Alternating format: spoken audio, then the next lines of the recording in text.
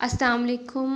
ہمارا آج کا عنوان تعارف سورہ ال عمران۔ سورہ ال عمران ترتیب کے اعتبار سے قرآن مجید کی تیسری سورت ہے جو مدینہ میں نازل ہوئی۔ اس سورت کا خطاب یہود و نصارہ اور مسلمان سے ہوا ہے۔ ان گروہوں کو ان کی اعتقادی گمراہیوں اور اخلاقی خرابیوں پر تنبیہ کے بعد فرمایا گیا ہے کہ قرآن مجید اور رسول پاک صلی اللہ علیہ وآلہ وسلم تمہیں اسی دین کی طرف بلا رہے ہیں جس کی دعوت انبیاء علیہ السلام شروع سے دیتے چلے آ رہے ہیں۔ اور سورہ ال عمران مدینہ میں نازل ہوئی۔ نام کا مطلب عمران کی اولاد۔ آیات کی تعداد 200 اور رکوع 20 ہیں۔ اس میں کوئی سجدہ نہیں ہے۔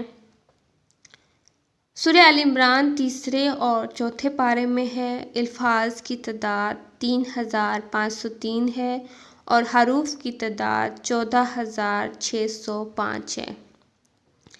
اللہ تعالیٰ نے مسلمانوں کو اپنی ان کمزوریوں کی اصلاح پر بھی متوجہ کیا جن کا ظہور جنگ احد کے سلسلے میں ہوا تھا۔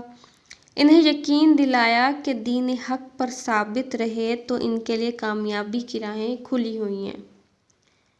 اس صورت میں ایک مقام پر ال عمران کا ذکر آیا ہے۔ اسی کو علامت کے طور پر اس کا نام قرار دیا گیا۔ سورہ ال عمران میں 4 تقریریں شامل ہیں۔ پہلی تقریر آغاز سورت سے چوتھے رکوع کی ابتدائی 2 آیات تک، اور وہ غالباً جنگ بدر کے بعد قریبی زمانے میں ہی نازل ہوئی ہے۔ دوسری تقریر آیت اللہ نے آدم اور نوح اور آل ابراہیم اور آل عمران کو تمام دنیا والوں پر ترجیح دے کر اپنی رسالت کے کام کے لیے منتخب کیا تھا۔ یہاں سے شروع ہوتی ہے اور چھٹے رکوع کے اختتام پر ختم ہوتی ہے۔ یہ 9 ہجری میں وفد نجران کی آمد کے موقع پر نازل ہوئی۔ تیسری تقریر 7ویں رکوع کے آغاز سے لے کر 12ویں رکوع کے اختتام تک چلتی ہے، اور اس کا زمانہ پہلی تقریر سے متصل ہی معلوم ہوتا ہے۔ چوتھی تقریر 13ویں رکوع سے ختم سورت تک جنگ احد کے بعد نازل ہوئی ہے۔ ان مختلف تقریروں کو ملا کر جو چیز ایک مسلسل مضمون بناتی ہے وہ مقصد اور مرکزی مضمون کی یکسانی ہے۔ سورت کا خطاب خصوصیات کے ساتھ 2 گروہوں کی طرف ہے، ایک اہل کتاب یعنی یہود اور نصارہ، دوسرے وہ لوگ جو محمد صلی اللہ علیہ وآلہ وسلم پر ایمان لاتے تھے۔ پہلے گروہ کو اسی طرز پر مزید توضیح کی گئی ہے جس کا سلسلہ سورہ بقرہ میں شروع کیا گیا تھا۔ ان کی اعتقادی گمراہیوں اور اخلاقی خرابیوں پر تنبیہ کرتے ہوئے انہیں بتایا گیا ہے کہ یہ رسول اور یہ قرآن اسی دین کی طرف بلا رہا ہے جس کی دعوت شروع سے تمام انبیاء دیتے چلے آ رہے ہیں، اور جو فطرت اللہ کے مطابق ایک ہی دین حق ہے۔ اس دین کے سیدھے راستے سے ہٹ کر جو راہیں تم نے اختیار کی ہیں وہ خود ان کتب کی روح سے بھی صحیح نہیں ہے جن کو کتب آسمانی تسلیم کرتے ہو۔ لہٰذا اس صداقت کو قبول کرو جس کے صداقت ہونے سے تم خود بھی انکار نہیں کر سکتے۔ دوسرے گروہ کو جو اب بہترین امت ہونے کی حیثیت سے حق کا علمبردار اور دنیا کی اصلاح کا ذمہ دار بنایا جا چکا ہے، اسی سلسلے میں مزید ہدایات دی گئی ہیں جو سورہ بقرہ میں شروع ہوا تھا۔ انہیں پچھلی امتوں کے مذہبی و اخلاقی زوال کا عبرتناک نقشہ دکھایا گیا ہے کہ ان کے نقش قدم پر چلنے سے بچیں۔ انہیں بتایا گیا ہے کہ ایک مسلح جماعت ہونے کی حیثیت سے وہ کس طرح کام کریں اور ان اہل کتاب اور منافق مسلمانوں کے ساتھ کیا معاملہ کریں جو خدا کے راستے میں طرح طرح سے رکاوٹیں ڈال رہے تھے۔ انہیں اپنی ان کمزوریوں کی اصلاح پر بھی متوجہ کیا گیا ہے جن کا ظہور جنگ احد کے سلسلے میں ہوا تھا۔ اسی طرح یہ صورت نہ صرف آپ اپنے مختلف اجزاء میں مسلسل و مربوط ہے بلکہ سورہ بقرہ کے ساتھ بھی اس کا ایسا قریبی تعلق نظر آتا ہے اور یہ محسوس ہوتا ہے کہ اس کا فطری مقام سورہ بقرہ سے متصل ہی ہے۔ سورہ آل عمران کا شان نزول۔ جنگ بدر میں اگرچہ اہل ایمان کو فتح حاصل ہوئی تھی لیکن یہ جنگ گویا بھیڑوں کے چھتے میں پتھر مارنے کی ہم معنی تھی۔ اس اولین مسلح مقابلے نے عرب کی ان سب طاقتوں کو چونکا دیا تھا جو اس نئی تحریک سے عداوت رکھتی تھیں۔ ہر طرف طوفان کے آثار نمایاں ہو رہے تھے۔ مسلمانوں پر ایک دائمی خوف اور بے اطمینانی کی حالت طاری تھی اور ایسا محسوس ہوتا تھا کہ مدینے کی یہ چھوٹی سی بستی جس نے گرد و پیش کی دنیا سے لڑائی مول لے لی ہے، صفحہ ہستی سے مٹا ڈالی جائے گی، اور ان حالات سے مدینے کی معاشی حالت پر بھی نہایت برا اثر پڑ رہا تھا۔ مہاجرین کی ایک بڑی تعداد کے آ جانے ہی سے معاشی توازن بگڑ چکا تھا۔ ان پر مزید مصیبت اس حالت جنگ کی وجہ سے نازل ہو گئی۔ ہجرت کے بعد نبی پاک صلی اللہ علیہ وآلہ وسلم نے اطراف مدینہ کے یہودی قبائل کے ساتھ جو معاہدے کیے تھے، ان لوگوں نے ان معاہدات کا ذرا برابر خیال نہ رکھا۔ جنگ بدر کے موقع پر ان اہل کتاب کی ہمدردیاں توحید و نبوت اور کتاب و آخرت کے ماننے والے مسلمانوں کے بجائے بت پوجنے والے مشرکین کے ساتھ تھے۔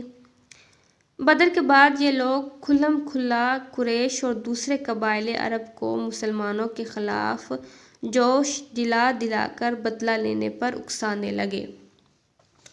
خصوصاً بنو نذیر کے سردار کعب بن اشرف نے تو اس سلسلے میں اپنی مخالفانہ کوششوں کو اندھی عداوت بلکہ کمینے پن کی حد تک پہنچا دیا۔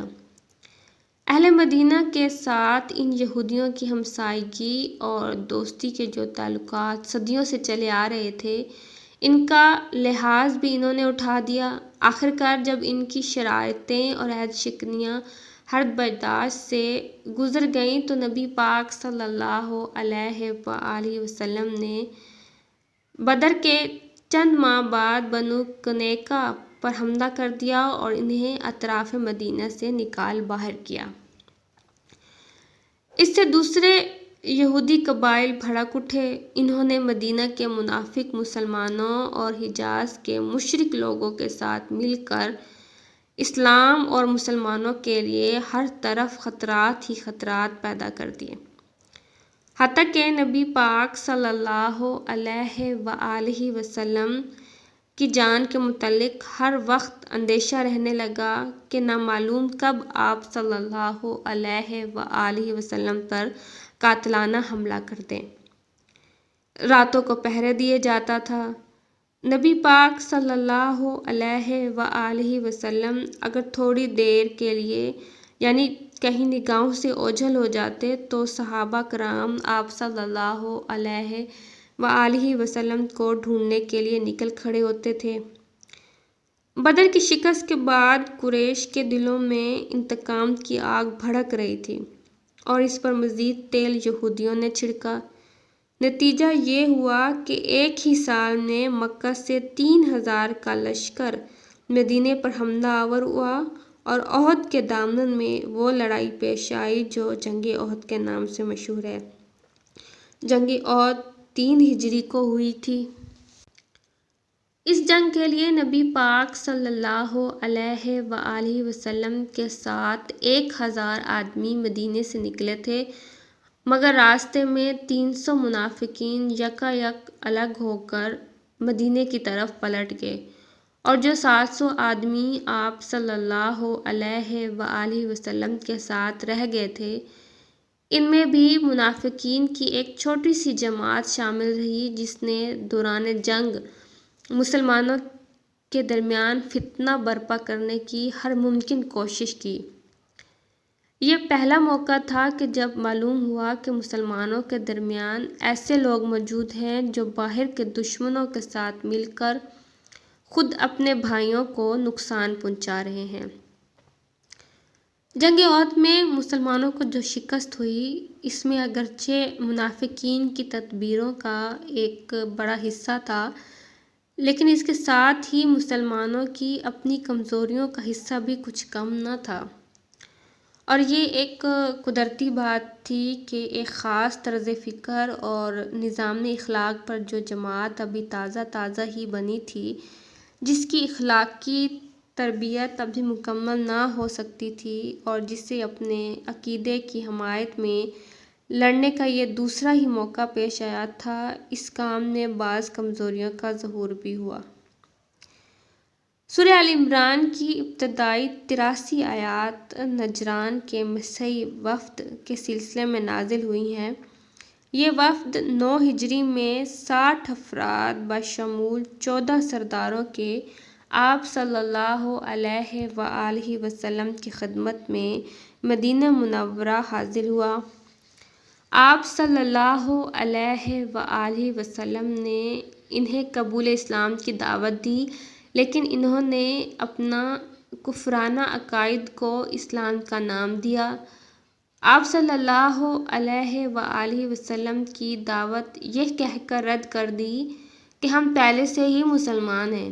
آپ صلی اللہ علیہ وآلہ وسلم نے ان کے اسلام کی تردید فرمائی کہ اسلام اللہ تعالیٰ کے لیے بیٹے کا عقیدہ رکھنے اور صلیب کی پوجا کرنے اور خنزیر کھانے کا نام نہیں ہے۔ ناظرین، ہمارا آج کا عنوان سورہ آل عمران کا تعارف اور سورہ آل عمران کا شان نزول کے بارے میں تھا۔ اگر آپ کو ویڈیو پسند آئے تو لائک کیجیے گا اور چینل بھی ضرور سبسکرائب کیجیے گا۔ شکریہ، اللہ حافظ۔